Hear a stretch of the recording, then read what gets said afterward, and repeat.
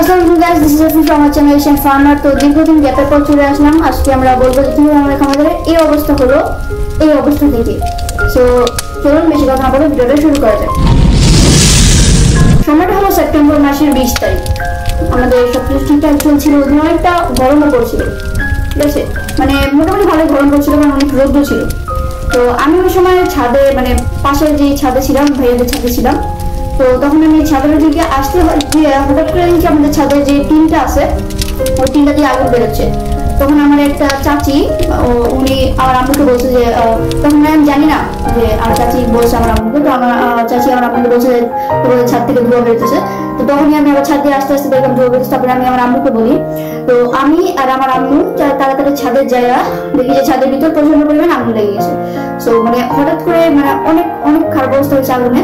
তো তারপর আমরা আগুন, মানে আমরা বুঝতে পারতেছিলাম না যে কিভাবে আগুনটা নিভাবো।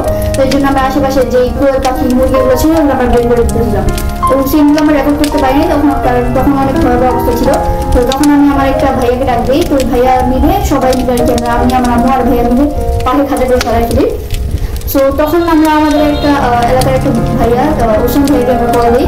ওসমান ভাইয়ের সাথে সাথে 3 মিনিটের মধ্যে চলে আসে আমাদের ছাদে। তো চলে এসে ওসমান ভাই অনেক মানুষ নিয়ে আসে সাথে। তারপর আমরা অনেক কষ্ট করে আগুনটা নিভাতে পারি।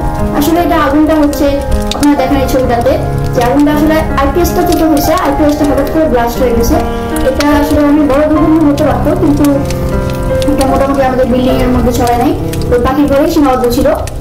আল্লাহ যা করে ভালোর জন্যই করে গাইস। কিন্তু আমাদের এখন কিন্তু কোনো পাখি তেমন একটা বেঁচে নেই। আমাদের শুধু এখন একটা কুমির আছে, আর আছে হচ্ছে বক কোয়েল। কুমিরটা আমরা সেল করে দিছি অলরেডি।